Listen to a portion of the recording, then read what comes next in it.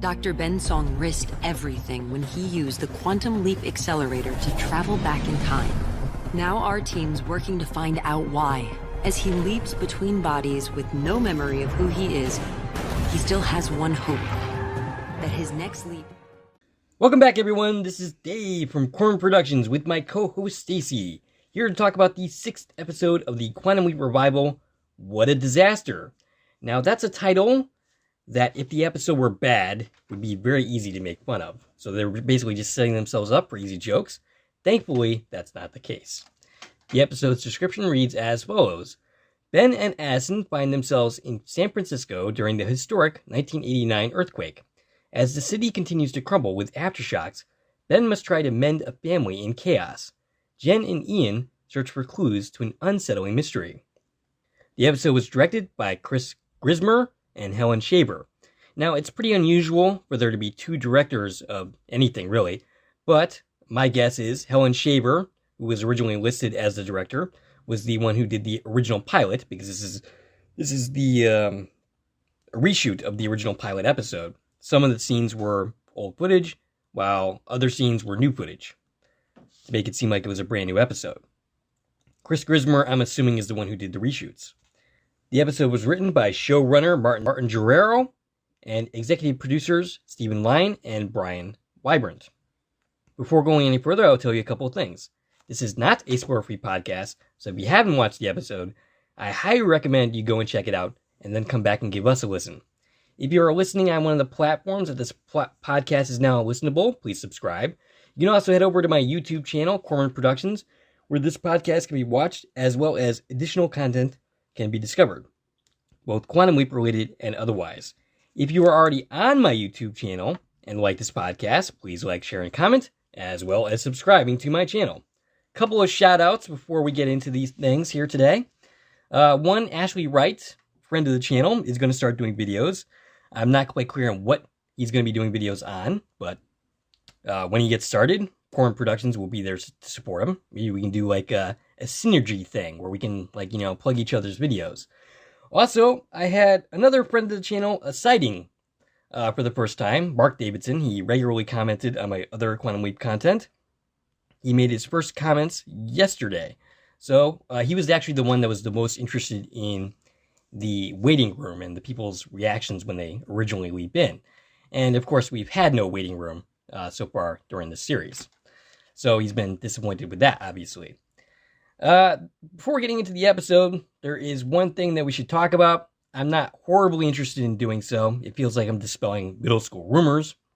But since it's kind of spread by like wildfire, me and Stacie felt like we needed to discuss this. Stacie, you want to talk about that? Yeah. Okay. So if you are listening to this, you are probably also participating in other social media discussions about this show. And so you've probably seen this really terrible rumor that Quantum Leap's about to get canceled. Yes, and the site that is reporting this, Giant Freaking Robot, is a site that has no credibility whatsoever.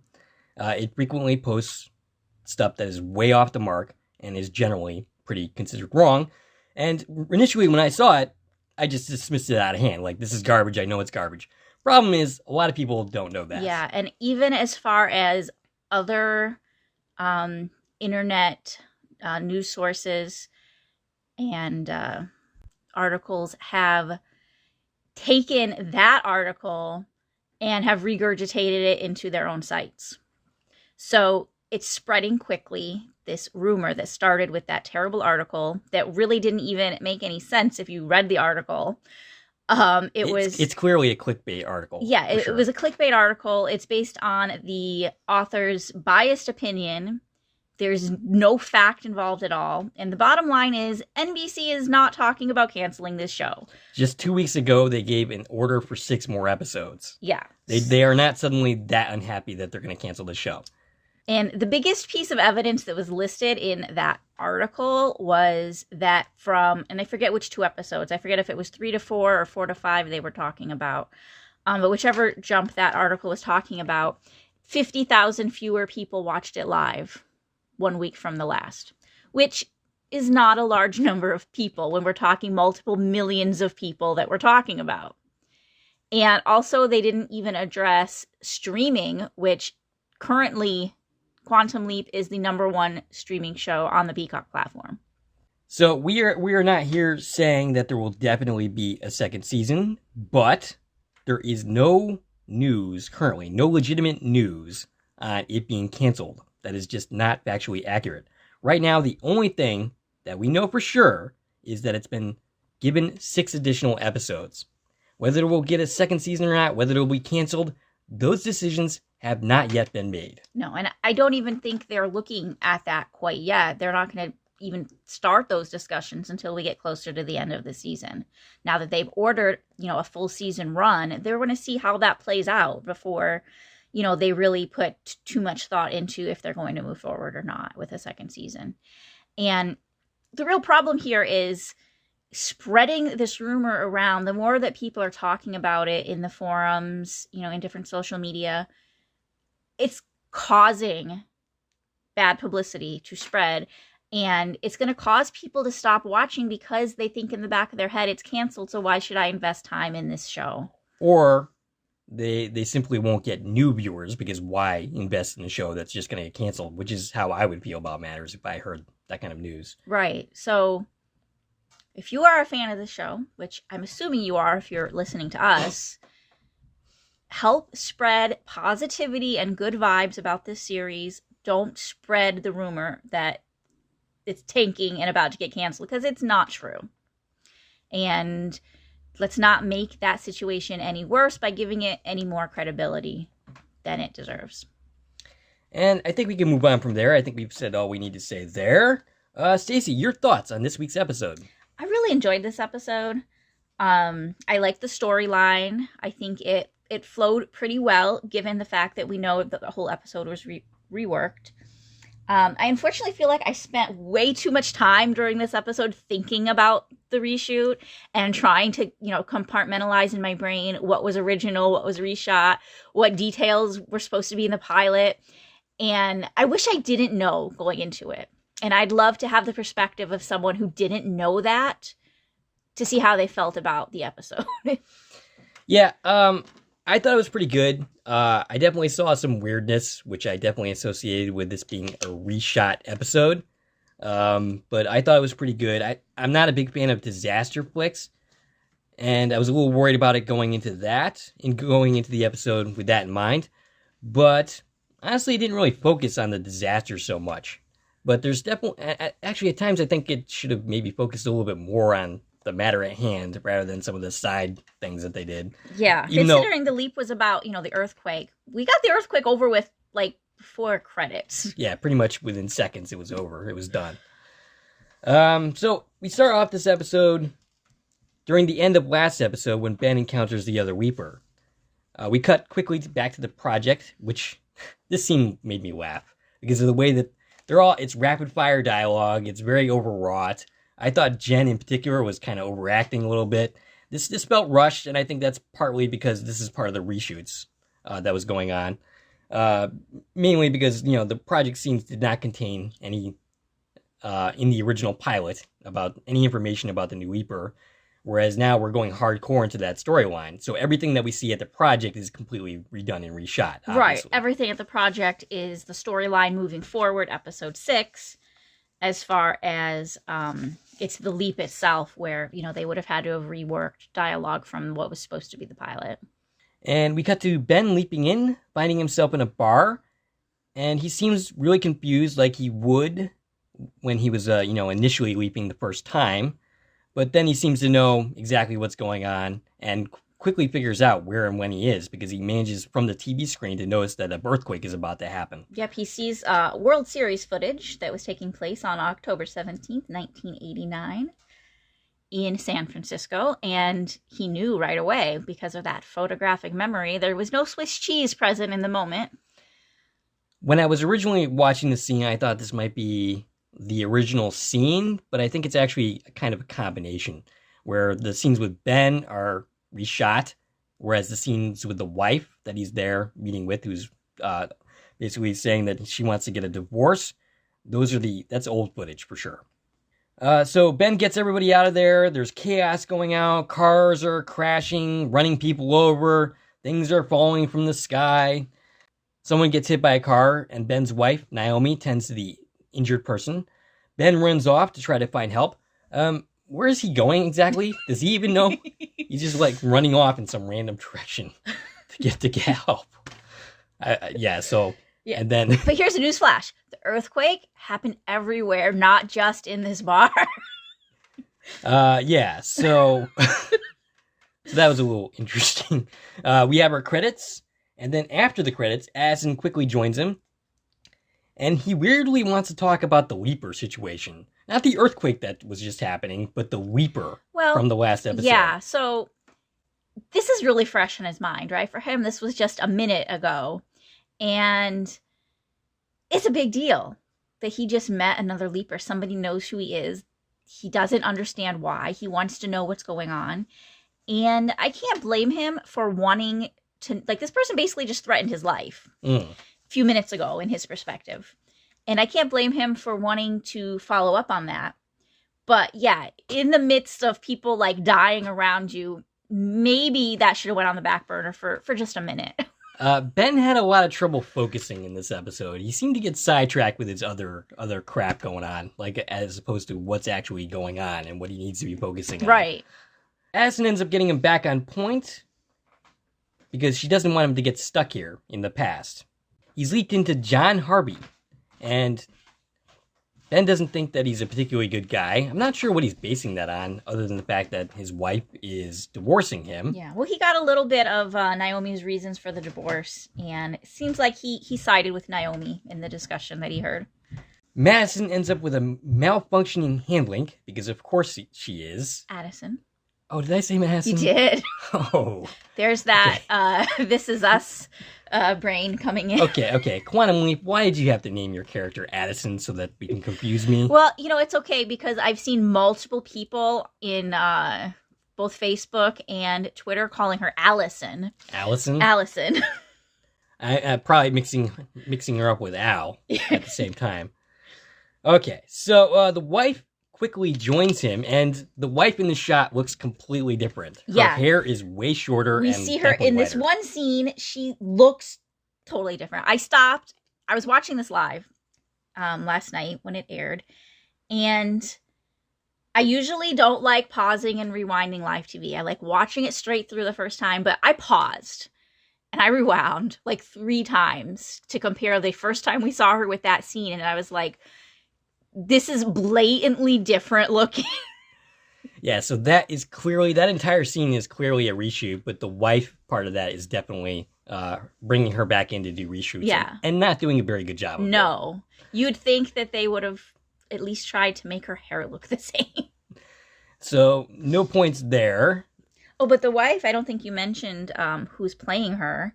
That's Jewel Straight. Ah, yes. I was wondering. I haven't mentioned this, but I was wondering if you were going to notice that. I didn't. You generally don't. So I don't usually, get involved in who's who with actors, and I'm terrible with names. But I recognized her, and I didn't know why I recognized her. And when I looked it up, I was like, "Oh, shiny."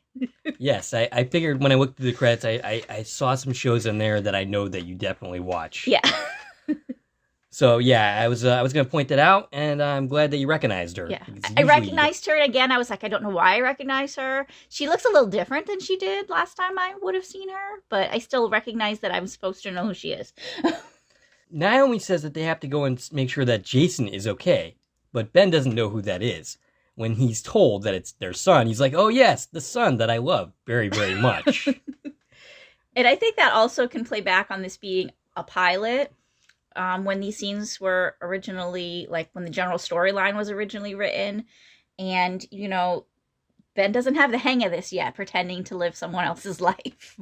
Back at the project, Addison gets an older version of the hand link. And initially I was wondering, okay, what the heck is the point of this? Why are we doing this? Don't we have enough going on? And then they're like, oh, okay, I know exactly why. Because this was the hand link that was originally used in the pilot, and they don't want to completely reshoot all of Addison's scenes, so they quickly get her back to the old hand link so that they don't have to do that. And I've said before, I don't like the round hand link. I think it's silly. I like this one much better. I wish they'd stuck with it. Obviously, somebody who watched the pilot didn't like it, and they changed it. but this rectangular, clear hand link feels right to me, and the round one feels silly to me. Well, maybe they'll keep it. Probably not, but you can always hope. Ian wants to call the new Leaper X. Magic, not so much. Eventually, Magic ends up losing this fight. For the time being, he's holding strong with not calling the Leaper that. Who is he? Where did he come from? They suggest maybe it was a foreign power? Someone from another country who got the plan somehow? Magic doesn't think so. He thinks he would have been alerted to that. A private company within the US? Magic doesn't think so, but they end up thinking it's still a possibility. Scenario number 3 is someone using their facility, but in the future. And I believe that it is Jen who suggests this. Yes. And this is another thing that makes you think that Jen knows what's going on. Yeah, Jen always seems to have all of the answers. And yeah, she's smart and she's going to come up with things on her own, but I really think she knows things. I'm going to stick to that. Magic, after listening to theories and possibilities, says he doesn't want theories or possibilities. He wants answers now. I think Magic is awfully demanding in this episode. He's always wanting stuff now, today. Yeah. Anyway, in the past, Ben gets back to his host's house. Where is his wife in this scene? They were going to look for their son together. They were going to this house together, but his wife is nowhere to be seen. And I think part of the reason this is because this is the original scene, and that the lead into this scene was completely redone, but done in a way that doesn't quite make sense. Yeah. We end up having Ben remember his mother, and actually end up talking about asking about his family, his father who died, or he didn't die. Well, he might have died. Yeah. What was said is that he had no relationship with his father. We didn't really get an explanation beyond that. Yeah, we don't know what his status is, but his mother is definitely dead. And while I find the scene touching, and it's clearly set up for what I think was the original story in the pilot. I think they were covering the stuff in the original pilot. I'm also kind of wondering, hey, you're supposed to be looking for your son, who you don't know where he is. You're supposed to be making sure he's okay. Yeah. So we don't necessarily have time for this. Right. But also, if this was his first leap, which it, was when they made this story, he doesn't even remember who he is. So it makes sense that he's going to be more worried about his own broken brain than this story, because that is what happened, in the new pilot, was he didn't really care about what was going on so much. He was like, Addison, let's talk now. Tell me what's going on. Right. And, he only got involved in the leap as much as he was kind of forced to by the situation. His brain was really focused on, what do you mean I'm a time traveler?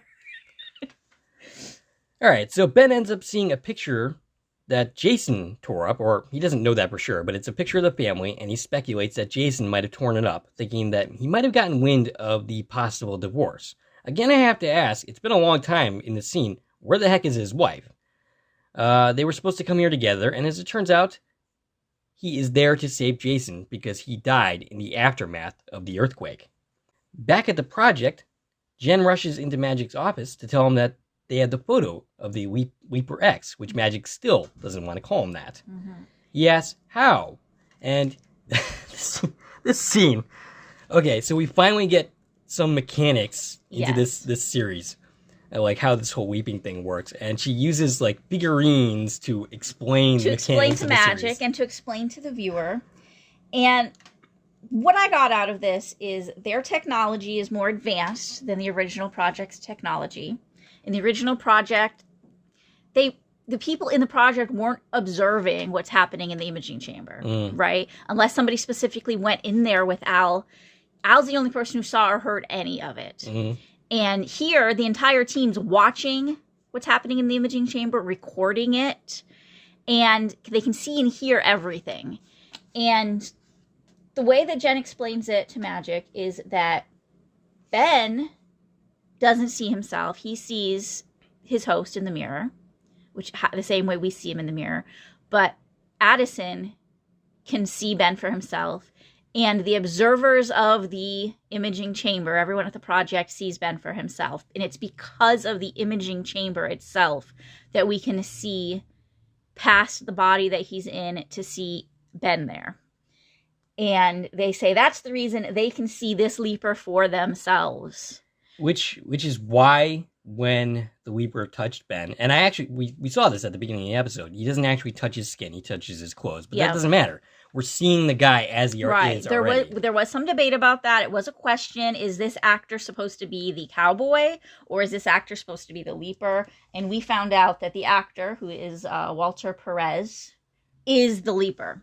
So Addison saw him and can confirm that this picture is the person she saw. Now, the way they're explaining it, I don't think Ben saw that person. You think he saw the person he left? I think Ben just saw whatever cowboy this leaper was in and doesn't know what Leaper X looks like. That's interesting. Based on, the way they were explaining how he can't see himself in the mirror, so why would he be able to see what Leaper X looks like? Because he's not looking through the imaging chamber. And because they didn't touch. Not really. Right. But they're not explaining that mechanic. So I don't know, are they trying to retcon that that's how it works, or they're just avoiding that by talking about imaging chamber technology? I mean, I guess we'll get into that at a later date, because, obviously this storyline is going to continue. Yeah. Let's see. Using the picture, Ian feeds the picture into the computer to find a match. He says it could take weeks, but it literally takes like minutes. Yeah. Magic using his magic, and also his impatient powers, because he's been really impatient. And that was a funny scene, because Ian's trying to explain to him, like, listen, the fact we can do this at all is a miracle. You just gotta, let me do my thing. It's gonna take a long time. Go get a coffee. And then, oh, wait, it's done. It was funny. It turns out to be some kind of military guy named Richard Martinez. Not anyone we know. Thankfully, it's not Al, as some viewers were speculating. I saw a few comments on my feed in my YouTube channel that they were thinking that it was going to be Al, and I'm glad they did not go in that direction. I've seen speculations during the past week of anything you can imagine, and I'm really glad that we got some movement forward on this story. And I'm actually surprised that we got that. I am surprised, but I'm glad that we did, because the conversation was getting a little hairy online about all the possibilities of who this could be, and I'm glad we just get to move forward with this story and we can stop speculating about it. Yeah, we know who he is, but we don't know how he starts. We don't know how, we don't know why, we don't know when. Right. But we know it's not Al or Sam or Aaliyah or Janice, which were all theories. He could still be part of the Evil Leaper program. He could be. We don't know. We don't know for sure. But we know the identity of the person itself. So they need Addison. God darn, man. I think I'm going to call her every name in the book today. And by the way, I'm keeping all these mistakes. They need Addison to confirm it's him. So in the past, we have Ben rushing out of the house, wondering how they're supposed to find Jason in the middle of the earthquake. Do they even know he's still alive? And where is his wife? We'll see her soon. But when I'm watching the scene, still not seeing the wife? She was getting her hair done. I guess. Because she has a new hairstyle again. I guess Ben is not... Next time we see her. Right. I guess Ben is not the only one who can't keep focus on the main objective here. Okay. So, Addison ends up asking Ian for info, which is the first time we've actually seen Addison do that, to my recollection. Go from... right there asking Ian what's going on. Yeah. And Ian responding. Right. And I really think that was a mechanic that they used in the pilot that maybe they abandoned after that, but they kept it here for sake of having to reshoot a few scenes as necessary. Right. So Ziggy ends up saying that there's a 93% chance that he is there to save Jason, so he is probably still alive. Ian tells her that he needs to get back to the project, and she ends up staying for quite a while after that. Yeah. She says, okay, and then she's there while Ben is talking to his wife, who finally comes into the scene. She leaves somebody's house saying that she talked to a friend of Jason's and saying that Jason was really upset. Okay. You weren't at the scene originally where they went to the house to discover Jason not being there. So why are you looking for Jason if you don't know that he's missing yet? This is where clearly the reshoots kind of mess with things. Right. It's where a couple steps maybe were missed in the editing of changing this story. And most people wouldn't notice it. I didn't even notice it originally until I was rewatching the episode, but yeah, I definitely noticed upon rewatch. So they eventually realize that Jason is going not to his house here, but to his original home in Oakland. Yeah. And I think Ben really showed good deductive reasoning here and throughout this episode. It's really showing his intelligence where he's able to pick up these context clues about what's going on around him and really very easily make these leaps as to knowing exactly what's going on with all of these characters. That Ben, he's a smart cookie. He's very smart. Back at the project, Addison identifies Leaper X as the guy that she saw. They have an address, so Magic and Jen, are, as they so often do, go on a little mission together. And Magic wants answers today! He's a really impatient guy, especially in this episode. In the past, we see Ben and his wife walking down the alleyway. And I'm pretty sure this is an original scene completely. His wife is back to her original hairstyle, so that hair appointment didn't work out too well for her. She starts getting really emotional and saying that when they moved from Oakland to San Francisco, Jason lost all his friends. She hates him for it. She resents him. Ben has some insights into this because this is paralleling his own life. Yeah, and he's continuing to have these flashbacks to his childhood. What we learned is that he had no relationship with his dad. His mom brought him to the States when he was 9 years old. She died when he was in high school. And at this scene, we're seeing that he similarly resented his mom for moving him away from the life he knew. And we see this fight that happens between them, which sadly we end up learning was his last conversation with his mother. Let's see. Jason tries to assure her that she is a good mom, and they continue to go and try to find Jason. We cut to Magic and Jen going to Richard Martinez's house. Magic sarcastically suggests grabbing and shouting at him, "Are you illegally leaping through time?"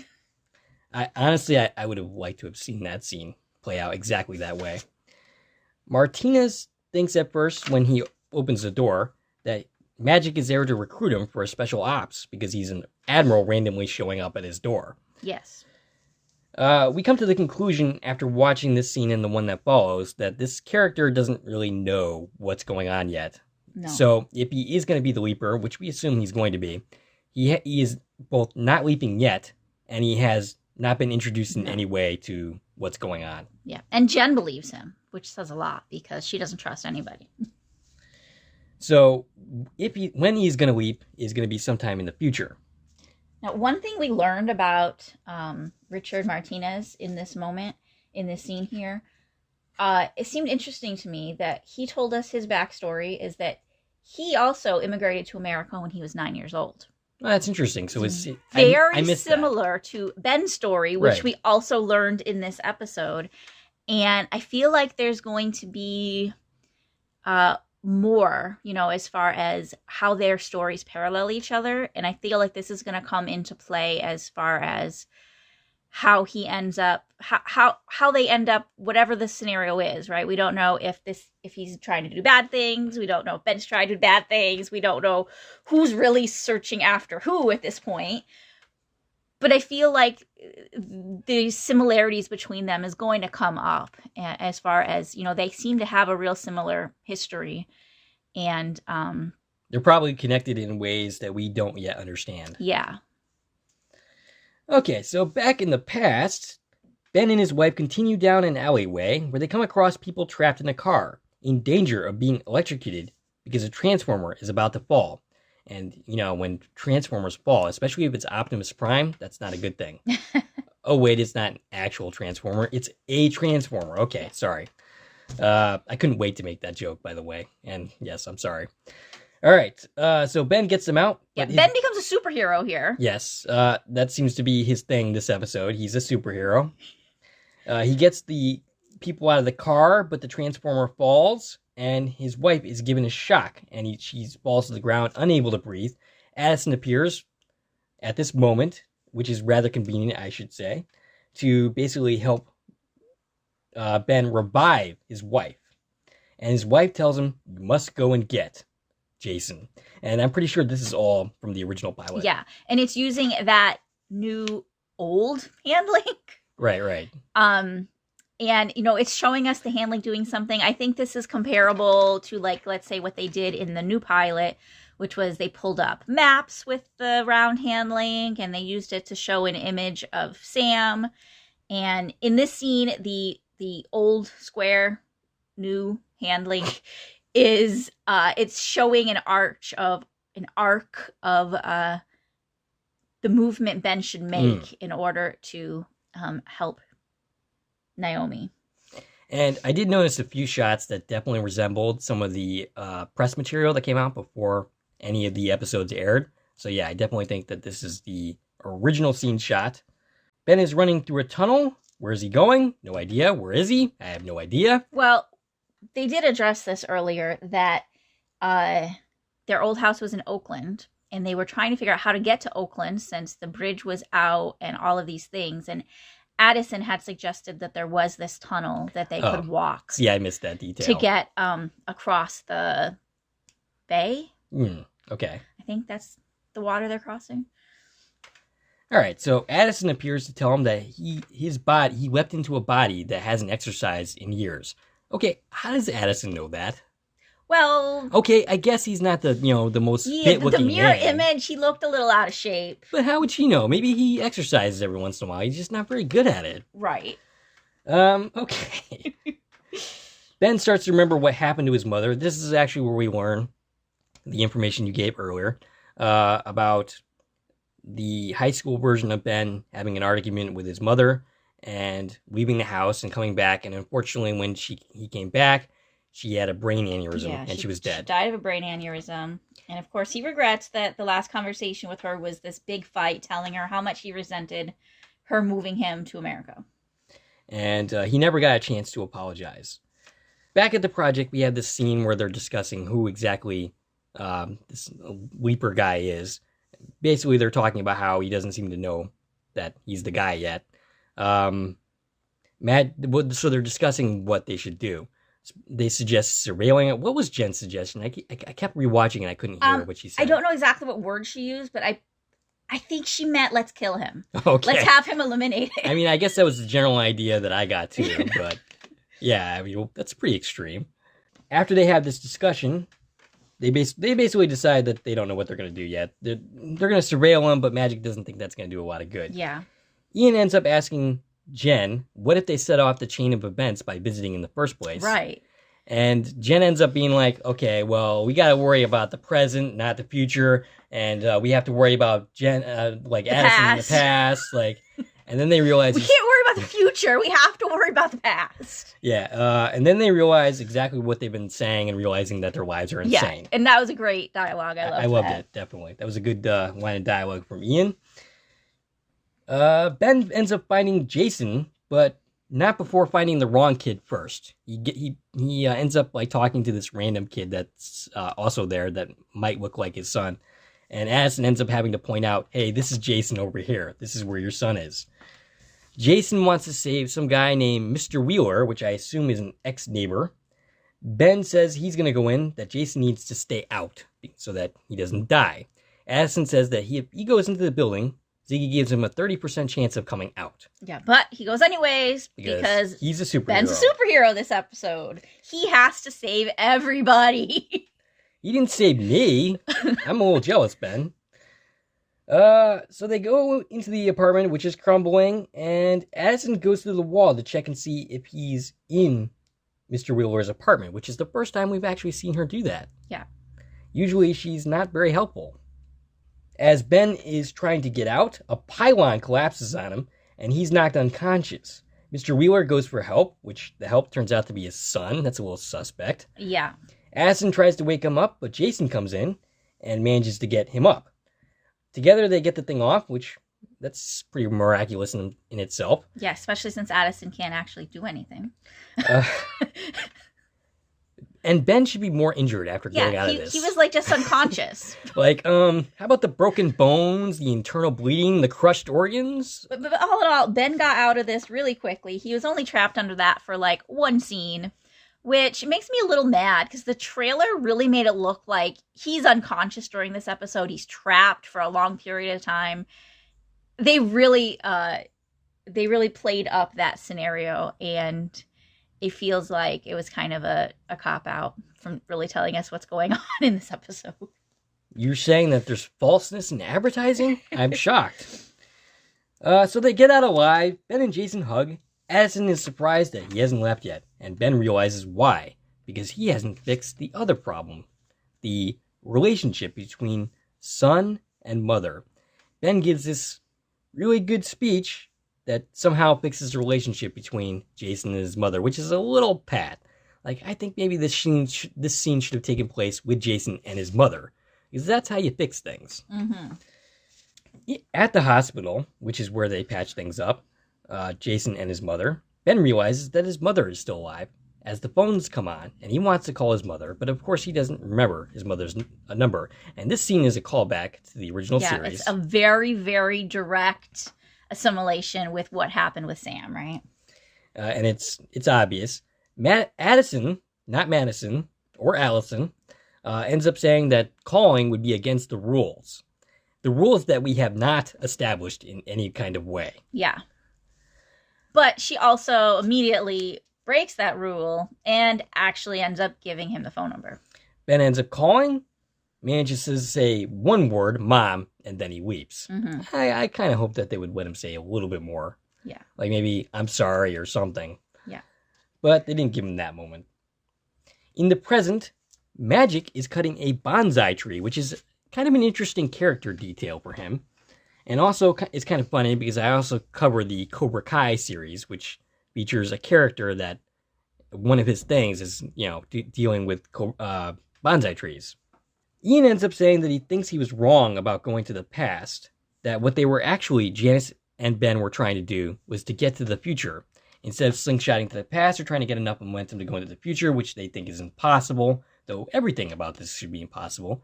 And was that your speculation? It was something, that we've talked about a million possibilities, right? But that is something that we speculated possibly we could be dealing with future leaps in addition to past leaps. And that makes sense when we look at the fact that he went 150 years into the past, and that just seemed so crazy.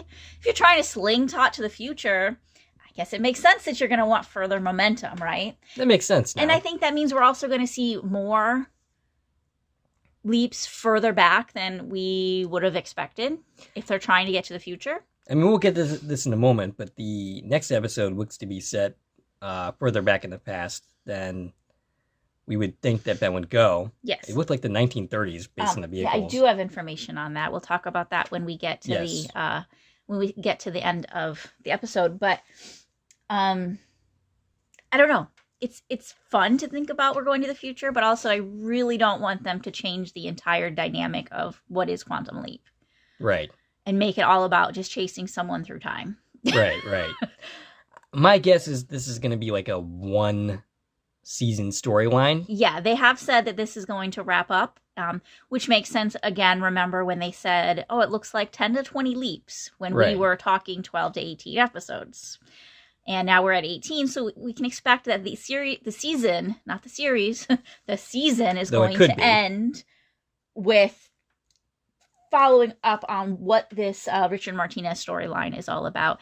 And presumably the point in the future that Ben's trying to get to, through Janice's help in setting all this up, is to get to the point where Richard Martinez leaps. And either stop him or change his course, or we don't really know what he's doing. So something to do with when he leaps. Okay, so Addison ends up talking to Jen, saying that Ben seems to be more vulnerable. And my guess is that's because his memories are gone. So his emotional walls that he puts up are also gone. Now that's some of the traumas that are the reason for that. And that's my psychological reason without having the psychological degree. Yeah. And That's my armchair psychologist. Addison basically says she's falling in love with him all over. Aw. Hopefully he can come home sometime at some point. That would be nice.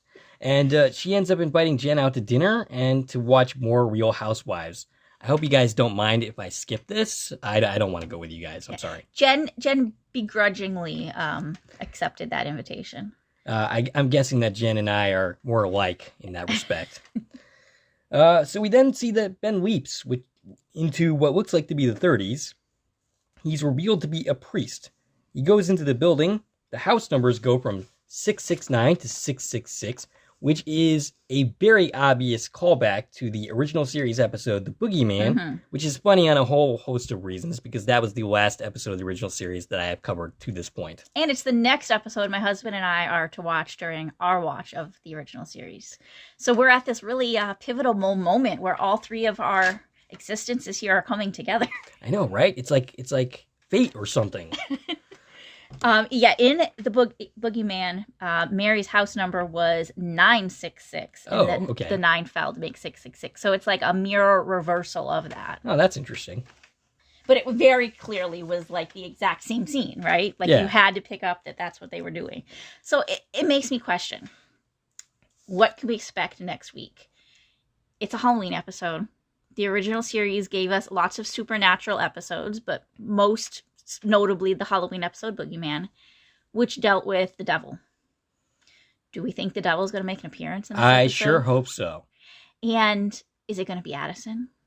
Is the devil going to take the form of Addison? You might remember in the original series episode, or maybe you don't, the Boogeyman, that Al was actually the devil for most of that episode.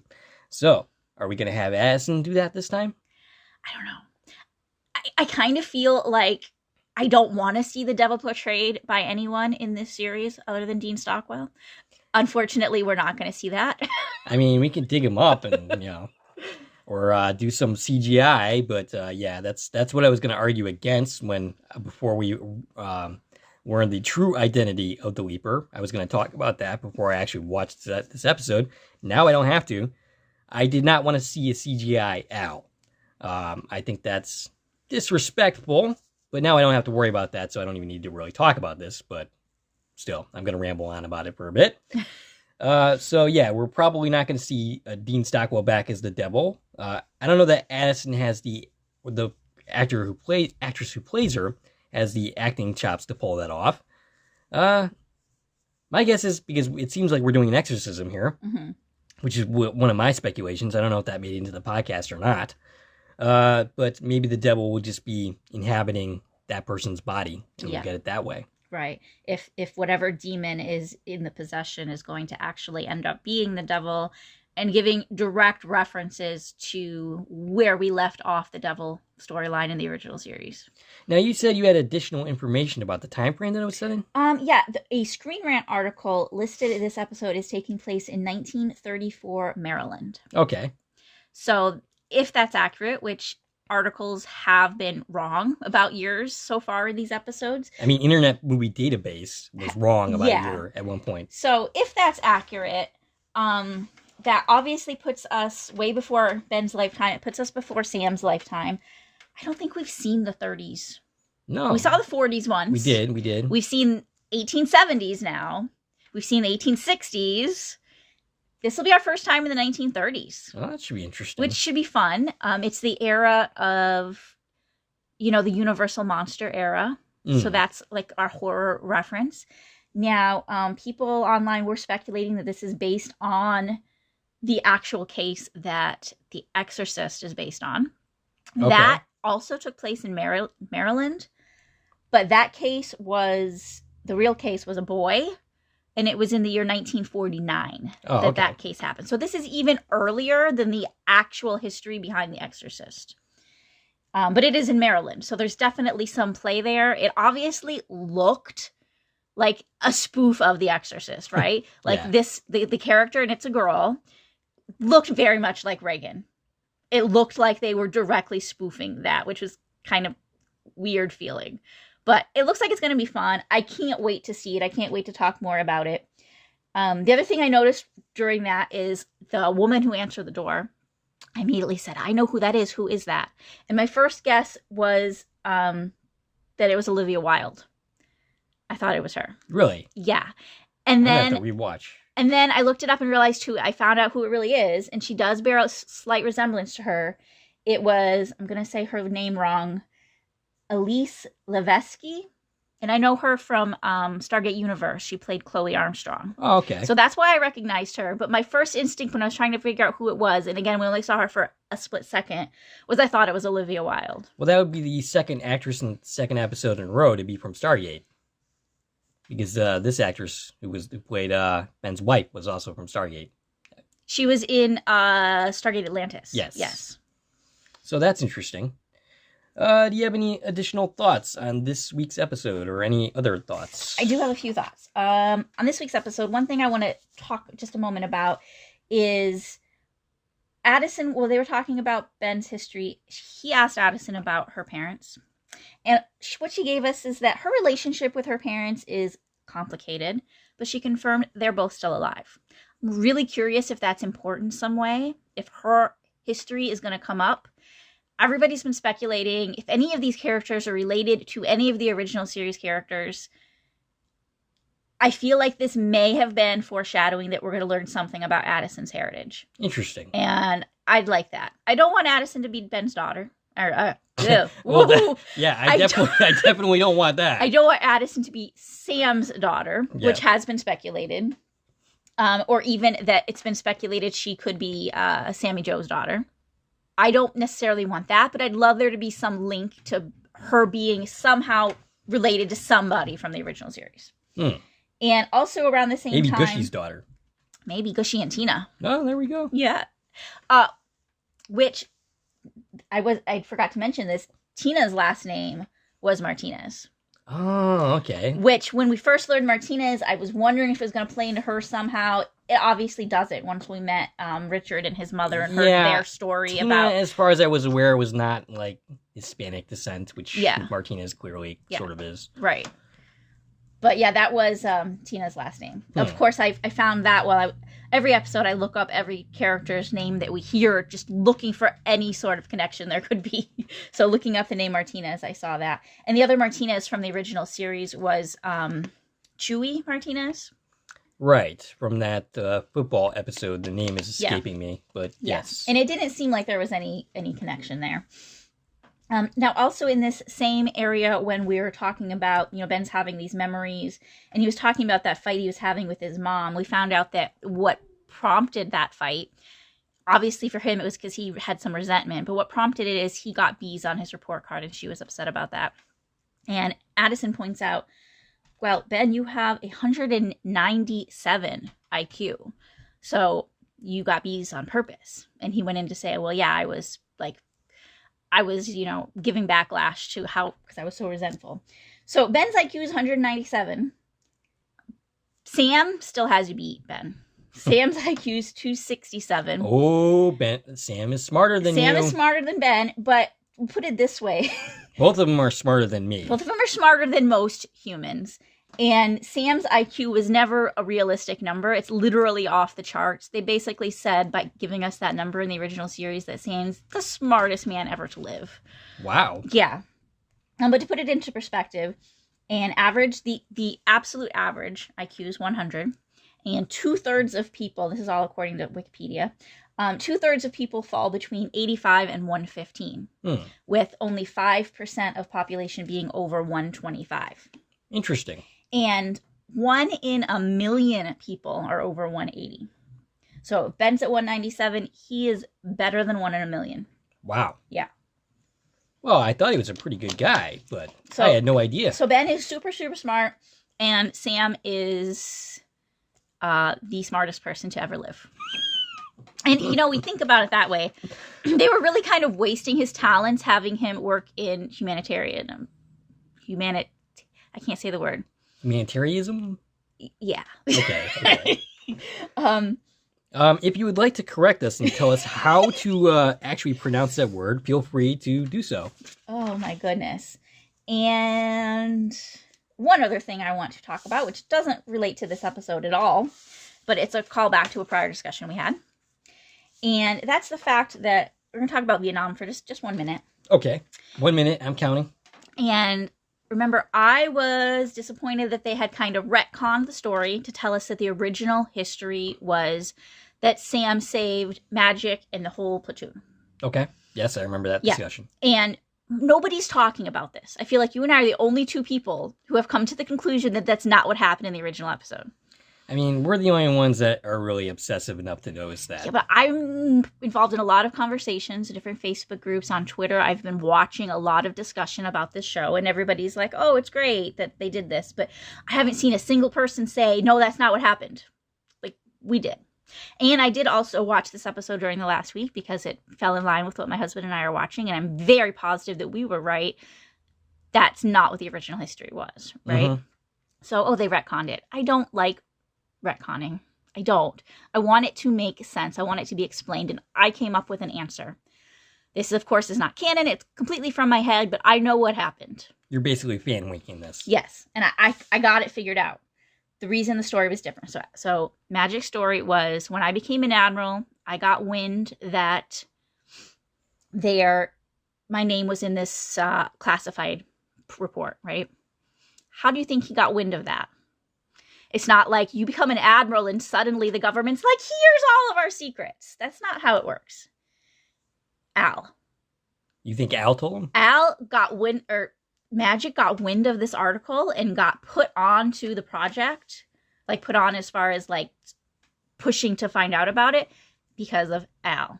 Okay. And my speculation is that Al altered the report to say that the original history was that Magic died and everybody died, to push Magic into digging into this with the goal of having him reopen the project. Interesting. At this point in time, the project is completely dead. Al's retired. He's made it his life goal to get Sam back. He has no means to do anything. He needs that project to be reopened. And he knows that Magic, who just became an admiral, has the power to make that happen. And I feel like that piece of information really was a tipping point that would push Magic to want to save Sam.